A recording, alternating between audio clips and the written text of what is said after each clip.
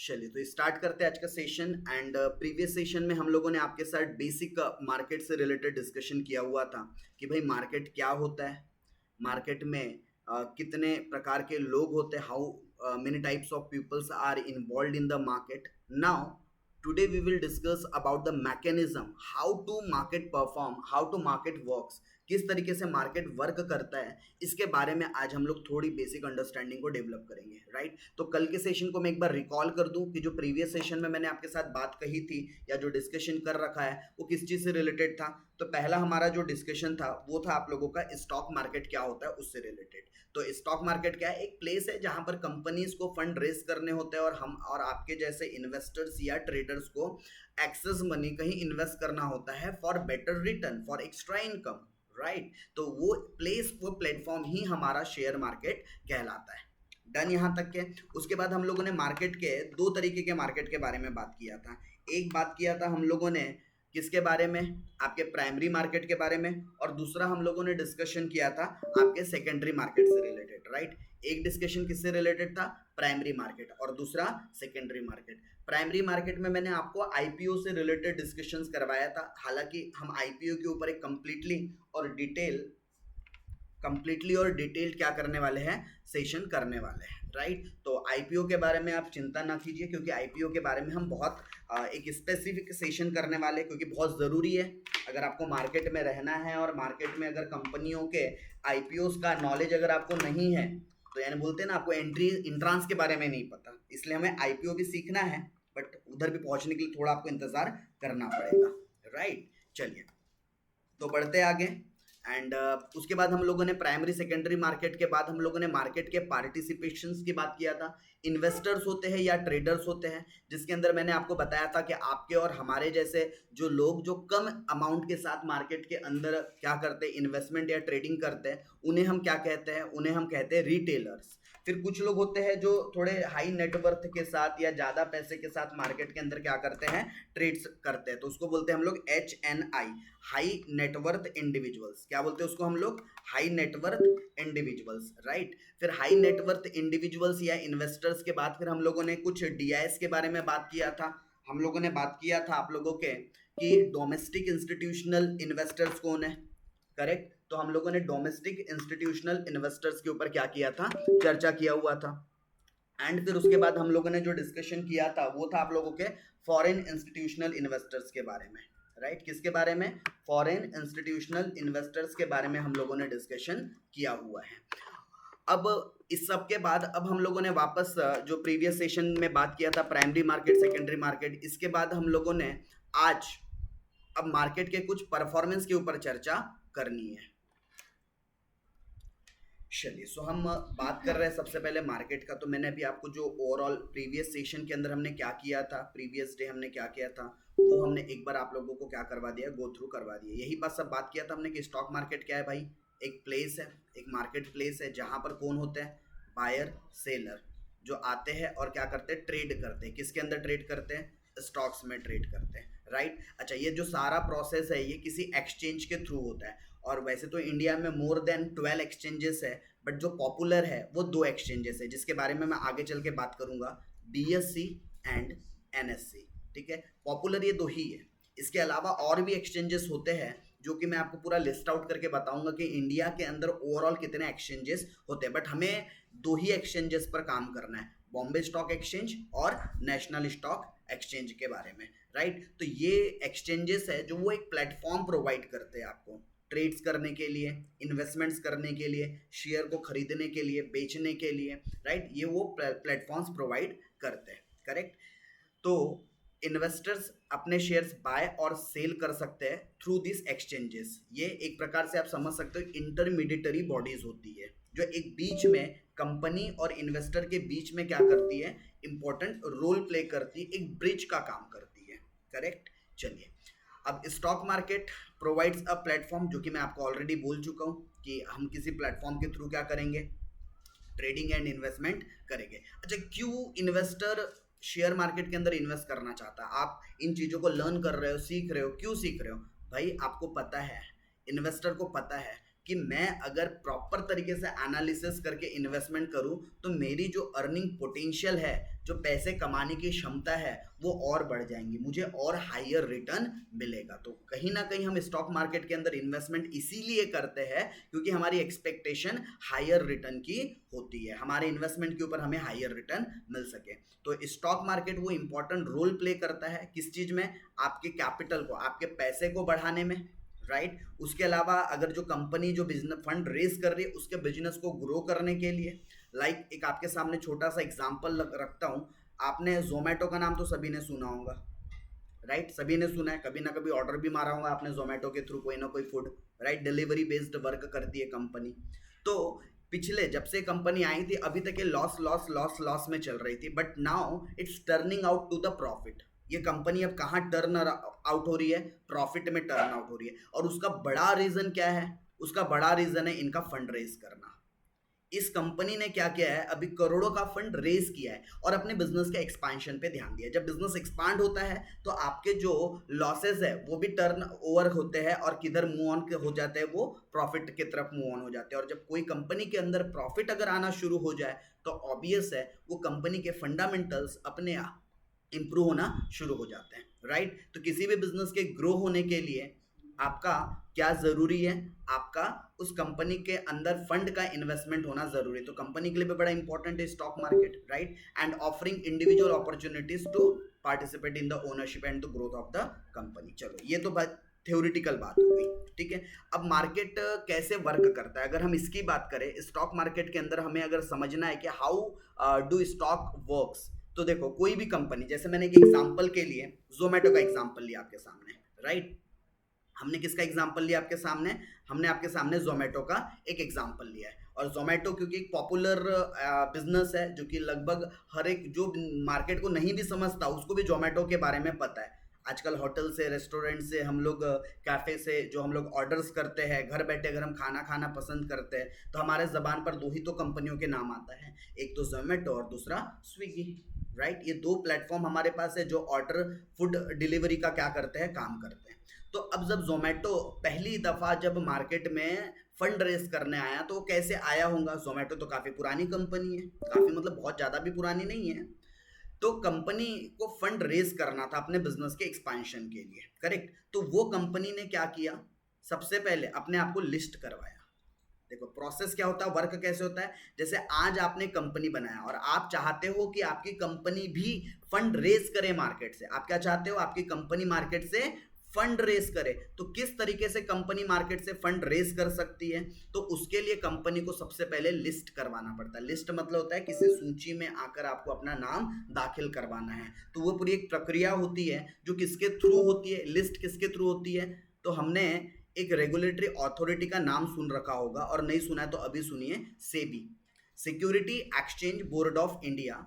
Plus उससे भी पहले हमें जाना पड़ता है किसके पास, आरओसी के पास। अब ये आरओसी कौन होते हैं भाई, registrar of company. Registrar of company में आप पहले अपनी कंपनी बनाओ, कंपनी को चलाओ, कंपनी को थोड़ा सा स्टेबल कर दो, और जब समझ में आए कि भाई आपकी कंपनी स्टेबल हो चुकी है तो फिर आप जाओ किसके पास, सेबी के पास। और सेबी को बोलो देखो सेबी, हमारा बिजनेस एक्सपांशन करने का प्लान है, हम भविष्य में और अच्छा काम करना चाहते हैं, लेकिन उसके लिए हमें पैसों की ज़रूरत है और हमें ये पैसे आम जनता से, मतलब कि पब्लिक से चाहिए। तो इसके लिए हमें हमारे शेयर्स बेचने हैं। तो सेबी सारा वेरिफिकेशन करेंगे, डॉक्यूमेंट वेरीफाइड करेंगे, आप सही हो नहीं हो, आप कहीं पैसे लेकर भाग तो नहीं जाओगे। ये सारा वेरिफिकेशन करने के बाद सेबी क्या करती है, अप्रूवल देती है। सेबी क्या करती है, अप्रूवल देती है कि ठीक है आप आ जाओ और आप जनता को गुहार करो, मतलब कि अपील करो कि आओ जनता हमारे कंपनी के अंदर इन्वेस्ट करो। तो इसके लिए कंपनीज क्या करती है, अपने स्टॉक्स, जिसके हम शेयर भी कहते हैं, क्या करती है, फंड रेज करने के लिए इशू करना मतलब बेचना। तो कंपनी अपने शेयर बेचने के लिए मार्केट में आती है, राइट।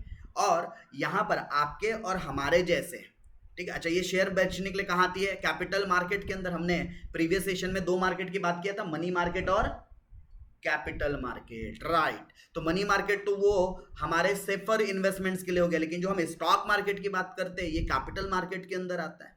तो कैपिटल रेज करने के लिए कंपनी को सबसे पहले क्या होना जरूरी है, लिस्टेड होना जरूरी। बिना लिस्ट किए कोई भी कंपनी क्या नहीं हो सकती, अपने शेयर बेच नहीं सकती।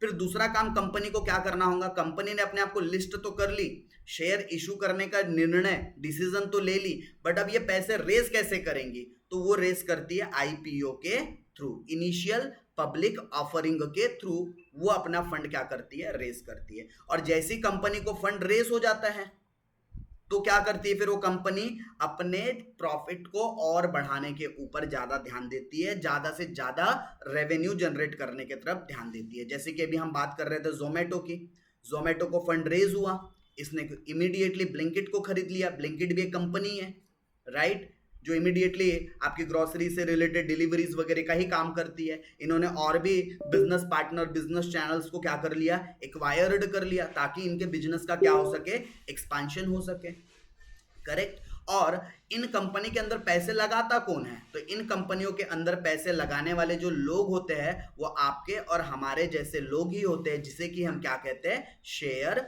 होल्डर। तो शेयर होल्डर कौन होता है, आप, हम, जिन्होंने शेयर मार्केट के अंदर जाकर किसी कंपनी के शेयर्स परचेज किए होते हैं, उन परचेसर को हम क्या कहते हैं, उन बायर को हम क्या कहते हैं, शेयर होल्डर्स कहते हैं, राइट। और शेयर होल्डर का मेन मोटिव क्या होता है, कंपनी के अंदर हम क्यों इन्वेस्ट कर रहे हैं, क्योंकि हमें उस कंपनी के प्रॉफिट में दिलचस्पी है, हमें उस कंपनी के बिजनेस में इंटरेस्ट है। हम इसलिए किसी कंपनी के अंदर इन्वेस्ट करते हैं क्योंकि मुझे उस प्रॉफिट में से कुछ हिस्सा मिलने वाला है, और उसी को हम नाम देते हैं डिविडेंड। तो डिविडेंड क्या है, पार्ट ऑफ द प्रॉफिट। या फिर मुझे कैपिटल एप्रिसिएशन का बेनिफिट मिलेगा। अब ये सर कैपिटल एप्रिसिएशन क्या होता है, तो ये मेन दो ही कारणों से लोग मार्केट के अंदर आते हैं, एक तो कैपिटल एप्रिसिएशन होता है और दूसरा डिविडेंड मिलता है। तो कैपिटल एप्रिसिएशन का मतलब क्या होता है, आपने आज 100 रुपए की चीज खरीदा है, कल उसका भाव 150 रुपए हो जाएगा, तो आपके 100 रुपए की चीज 150 रुपए में कन्वर्ट हो गई, तो this is called capital appreciation by 50 rupees. 50 रुपए से आपका क्या हो गया, जो पैसा इन्वेस्टेड था, कैपिटल था, वो बढ़ गया, राइट। तो इस तरीके से आपका मार्केट के अंदर वर्क होता है। अब आप सोच रहे होंगे, आपके दिमाग में एक सवाल आ रहा होगा कि सर ये भाव बढ़ते कैसे हैं, तो आपको एक छोटे से एग्जाम्पल से इस बात को समझाने की कोशिश करता हूं, ठीक है। सभी ने डिमांड और सप्लाई, ये दो वर्ड सुन रखा है, और अगर नहीं सुन रखा है तो मैं अभी आप लोगों के सामने इसके बारे में थोड़ी सी बेसिक इंफॉर्मेशन देने की कोशिश करता हूं। तो डिमांड मतलब क्या होता है, किसी चीज की मांग करना, ठीक है, और सप्लाई मतलब होता है उस चीज की पूर्ति करना, किसी चीज की डिमांड और किसी चीज की पूर्ति। तो डिमांड और सप्लाई का जो फोर्स होता है, फोर्स मतलब एक साइड से डिमांड आ रही होंगी, एक साइड से सप्लाई हो रहा होगा, तो जिस जगह पर डिमांड और सप्लाई आकर टकरा जाता है वही आपका मार्केट प्राइस बन जाता है। तो मार्केट में प्राइस कैसे रिएक्ट करती है, वो किस बात पर निर्भर करता है, कौन कौन से फैक्टर्स होते हैं। Factor number 1 demand, factor number 2 supply. ये सबसे ज्यादा इंपॉर्टेंट कॉन्सेप्ट है, राइट। अच्छा, डिमांड मतलब कि लोग बाई कर रहे हैं। डिमांड करना मतलब क्या होता है, देखो डिमांड मतलब समझो क्या होता है, डिमांड मतलब लोग बाई करने के लिए इंटरेस्टेड है, और सप्लाई मतलब लोग सेल करने के लिए इंटरेस्टेड है।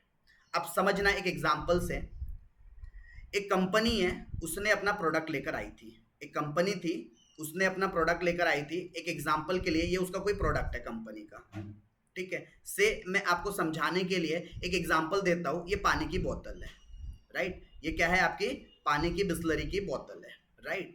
अब यहाँ पर इस बोतल को बेचने वाले लोग भी हैं और इस बोतल को खरीदने वाले लोग भी हैं, राइट। अब बोतल एक पीस बचा है, मान लो खरीदने वाले यहाँ पर 10 लोग हैं और बहुत प्यास लगी है, कड़ाके की गर्मी है और बहुत ज़्यादा प्यास लगी हुई है, राइट, इनको बहुत ज़्यादा ज़रूरत है। और सप्लायर भी यहाँ पर बहुत सारे हैं, बहुत सारे मतलब कि खरीदने वाले 10 लोग हैं, प्रोडक्ट है आपके पास वाटर बॉटल, और बेचने वाले भी बहुत सारे लोग हैं।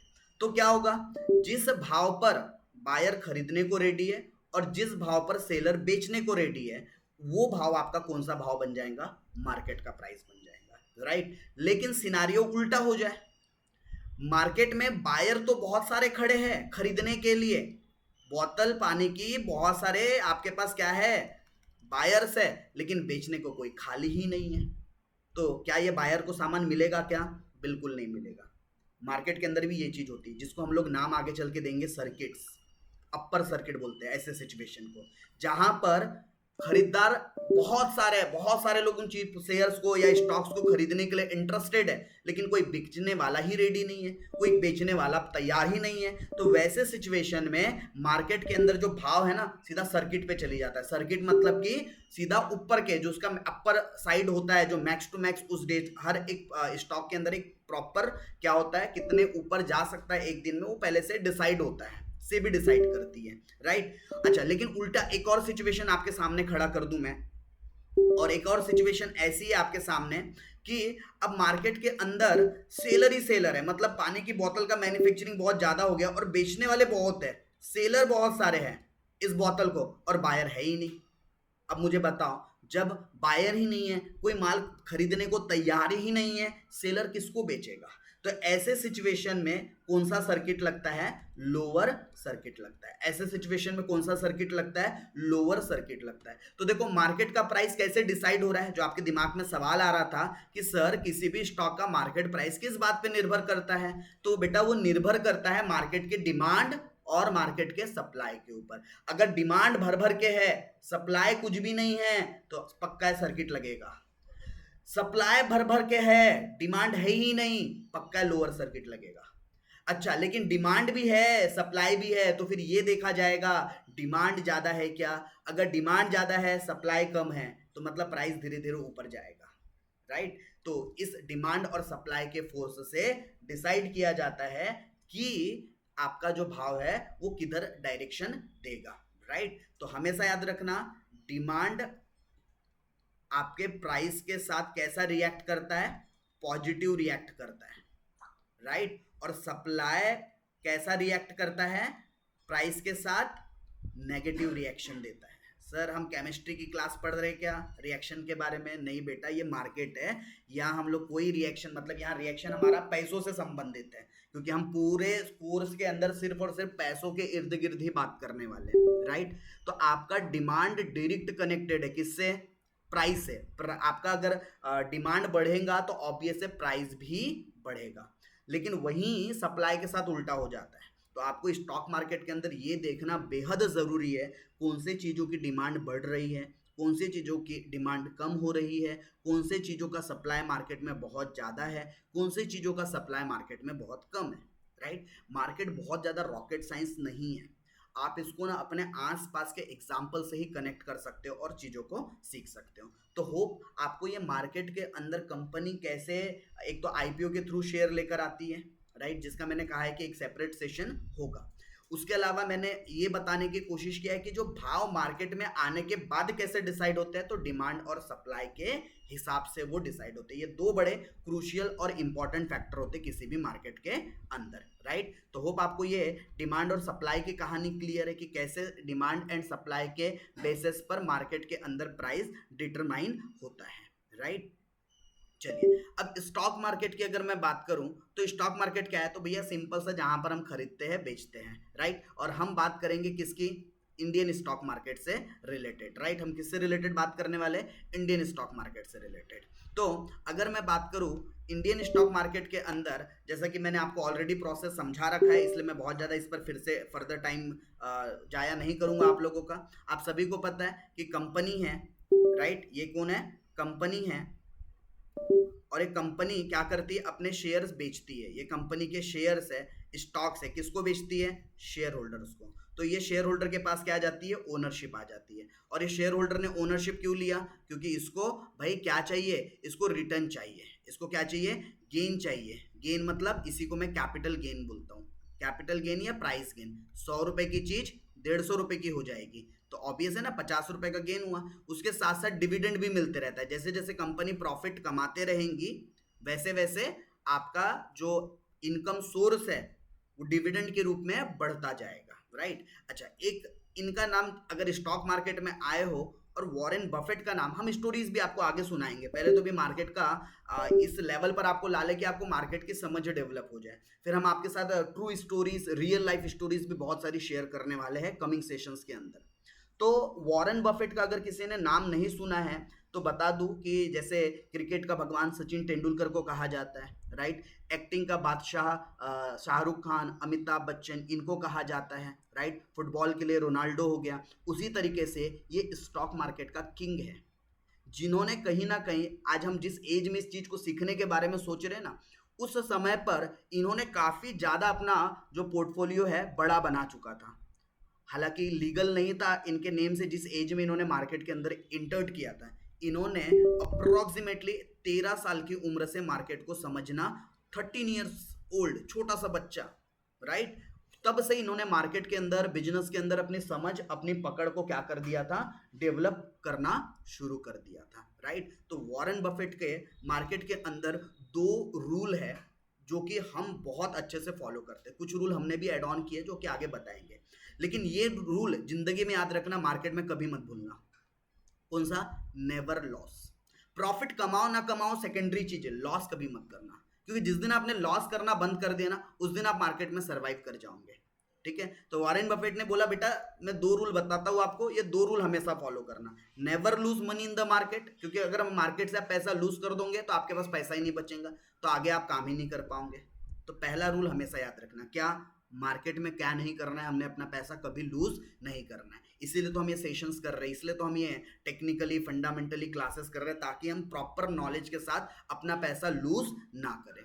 और दूसरा रूल क्या बोलता है कि पहले रूल को आप भूलो ना, कि भाई यानी इन शॉर्ट आपको एक रूल याद रखना है, मार्केट में लॉस लेना नहीं है, राइट। चलो, ये तो वॉरेन बफेट साहब के हिसाब से बात हो गई, बिकॉज ये महान इन्वेस्टर थे, द ग्रेटेस्ट इन्वेस्टर। देखो मैं वर्ड कौन सा यूज कर रहा हूँ, समझ लो, इन्वेस्टर, राइट।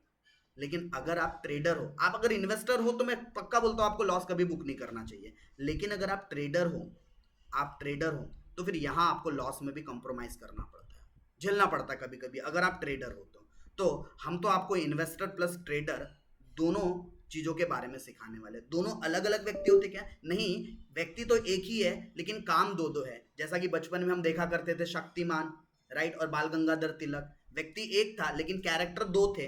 वैसा ही यहां पर सर यस।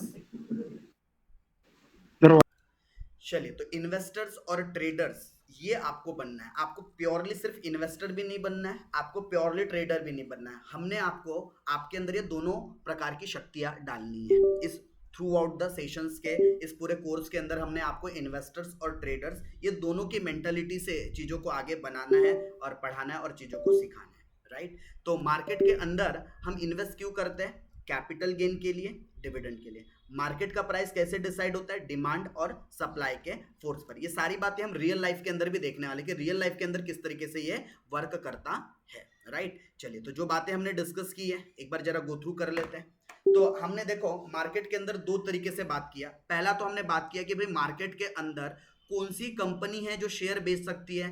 तो याद रखना, लिस्टेड कंपनी। कौन सी कंपनी शेयर बेच सकती है? Only and only listed company. Sir, क्या अनलिस्टेड कंपनी शेयर नहीं बेच सकती? बेटा, वो आम जनता को नहीं बेच सकती, वो प्राइवेट प्लेसमेंट के थ्रू बेच सकती है। किसके थ्रू बेच सकती है?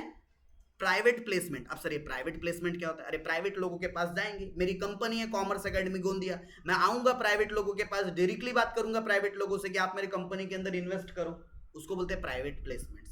आप प्राइवेटली पर्सनली लोगों के पास जा रहे हो और लोगों से पैसे ले रहे हो। और एक होता है सीधा एक बार में आपने खुला ऑफर दे दिया सारी आम जनता को जो उस एक्सचेंजेस या प्लेटफॉर्म के ऊपर वर्क कर रही है, राइट। तो वो काम कर सकती है only and only listed company. दूसरा मैंने आपके साथ बात किया था स्टॉक एक्सचेंज के अंदर। वैसे तो there are more than 12 exchanges exist in India currently, but actually जो वर्क होता है, मेनली जो वर्क होता है, एक्चुअल वर्क तो बाकी जगह भी होता है, कोलकाता एक्सचेंज में भी होता है, अहमदाबाद स्टॉक एक्सचेंज के अंदर भी होता है, राइट। तो बट हम जो प्लेटफॉर्म का इस्तेमाल करने वाले हैं या हम लोग जो इंडियन स्टॉक मार्केट के अंदर यूज करने वाले हैं, हम लोग करने वाले हैं एक तो बॉम्बे स्टॉक एक्सचेंज और NSC, national stock exchange, right. दोनों भी कहाँ बिल्ट अप है, दोनों का ऑफिस कहाँ पर है? तो दोनों का भी ऑफिस जो है वो दलाल स्ट्रीट में है। सर ये दलाल स्ट्रीट कहाँ है? तो दलाल स्ट्रीट है बेटा मुंबई में, राइट। कहाँ पर है ये? मुंबई में है, राइट। मुझे जब मैं भी बड़ा बिगिनर था, जब मार्केट में नया नया आया था, जब नहीं उतनी अच्छी समझ थी, जैसा कि अभी आपका सिचुएशन है, मुझे ऐसा लगता था नेशनल स्टॉक एक्सचेंज है ना, तो नेशनल है तो बोले ये दिल्ली में होगा, अरे बॉम्बे नाम में समझ में आ रहा है बॉम्बे। तो ऐसी मिथ्या, ऐसी गलतफहमी में मत रहना, दोनों की बिल्डिंगें बिल्कुल आसपास लग के है। कभी अगर आपको मुंबई जाना, विजिट करना हुआ तो दलाल स्ट्रीट में जरूर जाना, वहाँ बॉम्बे स्टॉक एक्सचेंज और नेशनल स्टॉक एक्सचेंज का आपको ऑफिस वहाँ विजिट करने दिया जाता है क्या सर? यस दिया जाता है, बट कुछ उनके जो सेटअप्स है, सेटअप्स तक नहीं जाने दिया जाएगा, बाकी ऑफिस के अंदर विजिट आप कर सकते हो, राइट। तो कभी बॉम्बे जाना हुआ तो ज़रूर आप विजिट करके आइएगा एनएससी बीएससी से, और देखिएगा कि किस तरीके से वहाँ पर पूरा एक वर्क फ्लो और मैकेनिज्म चलता है मार्केट के अंदर, राइट। किस तरीके से उस गली के अंदर बातें चलती हैं मार्केट को लेकर। तो आगे बढ़ते हैं, हम लोग बात एनएससी बीएससी के ऊपर करने वाले हैं। चलिए, तो ये जो हमारा सेशन था किस चीज़ से रिलेटेड था? मार्केट के अंदर वर्क कैसे होता है, किस तरीके से वर्क होता है। मैं अब धीरे से आप लोगों को अकाउंट फॉर्मेशन के बाद अब धीरे धीरे मैं आपको थोड़े से रियलिस्टिक चीज़ों की तरफ ले जाने की कोशिश करूंगा, क्योंकि बहुत ज़्यादा अगर हम थ्योरिटिकल ही पढ़ते रहे तो थ्योरी पढ़ने से मार्केट उतनी जल्दी समझ में नहीं आता है, क्योंकि market is all about the practical aspect, market is all about the practical scenario.